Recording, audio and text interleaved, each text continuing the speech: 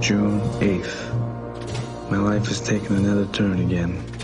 The days move along with regularity, over and over, one day indistinguishable from the next, a long, continuous chain. Then suddenly, there is a change.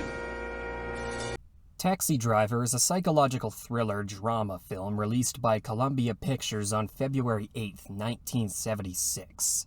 The film was written by Paul Schrader, directed by Martin Scorsese, and stars Robert De Niro, Jodie Foster, Sybil Shepherd, Harvey Keitel, and Albert Brooks.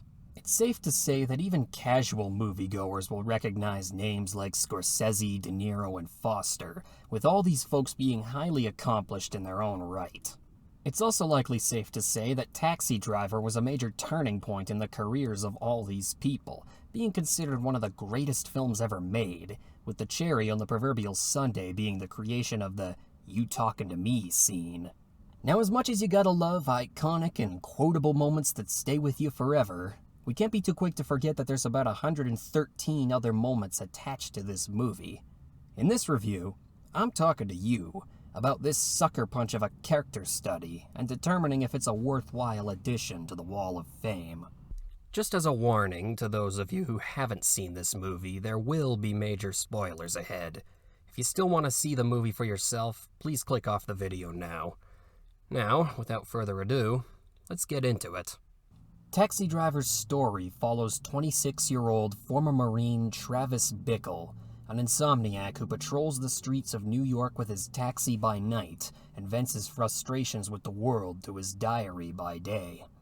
Because of his habit of working at night, as well as his repulsion with the sleazy nature of the people of New York, Travis is a loner whose withdrawn and awkward nature leaves him with no one to turn to in life, and nowhere to go except for adult theaters and aimlessly wandering the streets. Travis has two encounters while out on his routes. The first one is with a woman he sees working at the campaign office of presidential candidate Charles Palantine. He asks her out on a date, and while initially things seem to go well, he ends up scaring her away when he foolishly takes her to an adult movie. The second encounter is one where a child prostitute tries to book him for a ride before being caught by her pimp and dragged away. Both of these experiences begin to take a toll on Travis's mental state, causing him to become disillusioned and bitter with the world around him. This is further compounded when one of Travis's passengers has him go to the apartment of his wife's lover, where he confesses his plans to kill both of them. He confides his feelings and worries to one of his fellow cabbies, but to no avail. Travis's feeling of loneliness sends him down a further mental spiral. He begins working out to get into peak physical shape, buys several guns, and practices both shooting and drawing those guns. Travis also takes to scouting out Charles Palantine's rallies, mapping the event's setup and security. During the course of Travis's training, he happens upon the attempted robbery of a fellow cabbie's convenience store, which he puts a stop to by shooting the robber dead.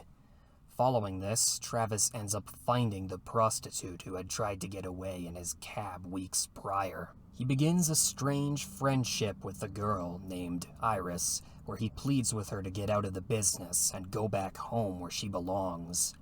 After failing to get through to her, Travis decides it's time to take out the two people he has deemed to be the lowest of the low, Senator Charles Palantine and Sport, Iris's pimp. Though Travis gets close to Palantine, he is thwarted when the Secret Service notices him, causing him to flee the scene before he can carry out his act.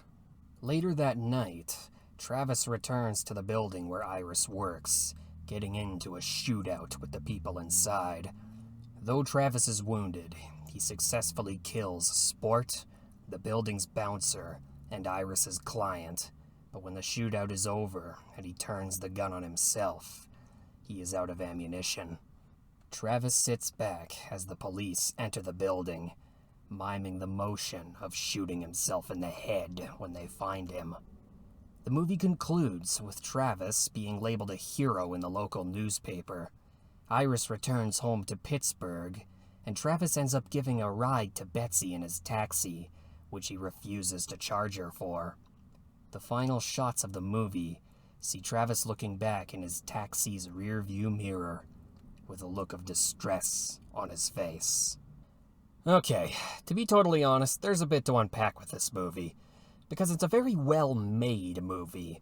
All of the major, overarching elements of what you can expect from a good movie really come through with Taxi Driver and help it to stand on its own 2 feet.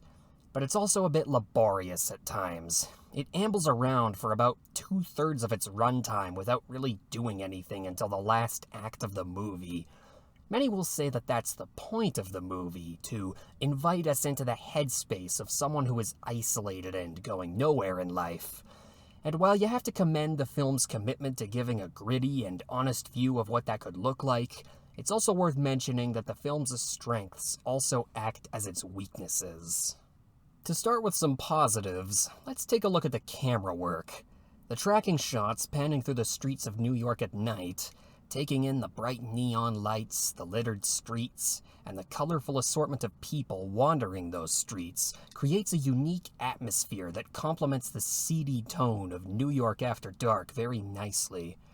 We get to see a good variety of locations, yet the way each location is shot, whether it be a respectable part of town or a rundown slum town, they're all shown to look basically identical from the street view, lending even further to this film's theme of being trapped in a monotonous and lonely way of life. We frequently get several close-up shots of both faces and objects that are also very well done. They not only establish good attention to detail visually, but also help develop the emotional core of each scene.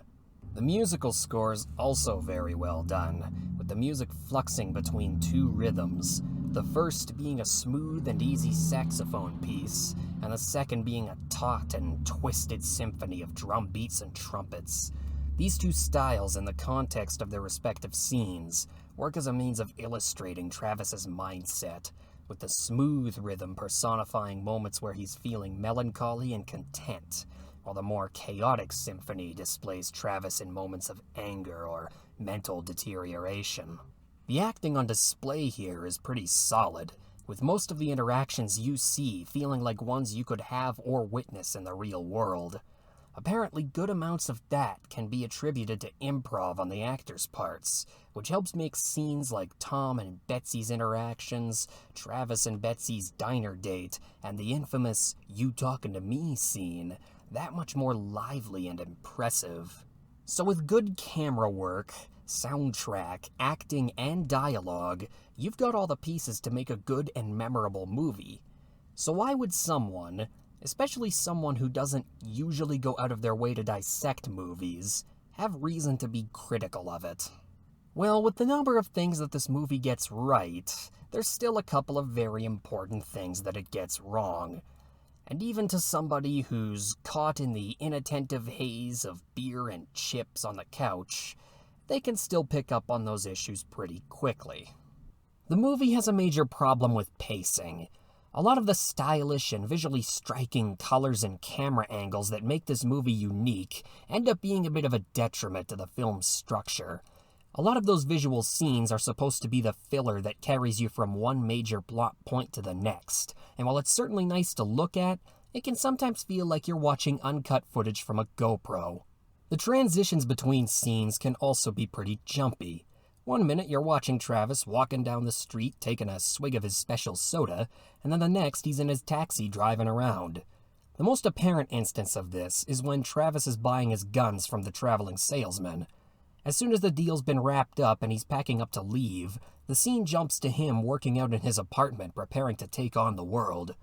These are both gripping scenes in their own right, and they do an awesome job of getting your attention, but they also end up being followed by a boatload of filler scenes before we end up seeing the reason he's doing all that work in the first place. To be fair, the "you talking to me" scene ends up landing in this nether space of storytelling, but so do scenes like Travis watching TV and writing a card to his parents. Another artistic choice that's a bit hard to wrap your head around is the way Robert De Niro narrates his diary entries. I don't know why the film crew landed on spaced-out monotone as the best way to convey what he was thinking, because most of the time all it does is put the audience to sleep. It does work in some scenes, but in scenes like the "here is a man who would not take it anymore" monologue, it feels completely out of place. Now, I'm sure if you're a more patient and deliberate person than I, you could come up with plenty of reasons as to why things are done the way they are. Well, he acts like a zombie because of his insomnia. His view is bleak, and that's why the rest of the movie looks so bleak. The shots jump around a lot to give the illusion of days and moments blurring together. While all that may be true, it doesn't make sitting through a lot of those filler sequences any easier, especially if you're being forced to answer a whole load of thematic questions in the midst of the movie playing along and forcing you to ask even more thematic questions. Another thing to note is that we don't really get a lot of time with the side characters of this movie. Jodie Foster plays an underage prostitute, and with the work she puts in, it's pretty apparent why she got nominated for a Best Supporting Actress Oscar. But for being one of the top listed actors on the movie poster, we get very little screen time with her. While the fast chemistry established between her and Travis in the diner scene is believable, it's also the only time we really get with her. There are maybe 5 other scenes in the whole movie with her character in them, and she doesn't get more than a minute or 2 of screen time in most of them. While Travis's motivation to kill Sport comes as no surprise, it feels a bit rushed for Travis to play the knight in shining armor for this girl he's had one real interaction with, and who had no desire to listen to him in the first place. Again, you could potentially attribute this to the themes of loneliness present in the movie, with Travis latching on to people too quickly and lashing out when things don't go how he wants them to, as we saw in the first half of the movie with Betsy. But you can't lean on your presentation of theme as the primary driving force for getting through to the audience. The story you're telling needs to connect to and support those ideas. It's all well and fine to have strong themes, but in this case, we could have benefited from a bit more character work and maybe a few less artistic shots of leaking fire hydrants. To sum up Taxi Driver, it's pretty solid. Despite issues with pacing, an overabundance of filler scenes, and potentially an over-reliance on theme to make the movie work, things like soundtrack, the quality of the cinematography, the acting, and the dialogue help to make this movie's strongest moments memorable. Another gripe, depending on who you are, is the language. The vulgarity present here shouldn't come as a surprise, especially coming as it does from the director who broke the world record for number of F-bombs dropped in a single movie. But with that said, some of the scenes lay it on pretty thick. Most notably, the scene where Martin Scorsese himself cameos as a mentally unhinged taxi passenger. So bear that in mind if that's something you find particularly distasteful. The final rating for this edition of Things to Check Off Your Bucket List is 7 out of 10. It's a pretty good character movie with some good visual work and a good soundtrack to boot. But much like a real taxi ride, you better be prepared to sit back and watch the world go by for a while before you get where you want to go. With that being said, thanks for stopping by. If you enjoyed listening to all that uneducated rambling, consider sticking around. Maybe leaving a like and subscribing if you choose. And if you have any recommendations for reviews you want to see in the future, be sure to drop them down in the comments. There's plenty more to come, so if you care about that, I'll see you when I see you.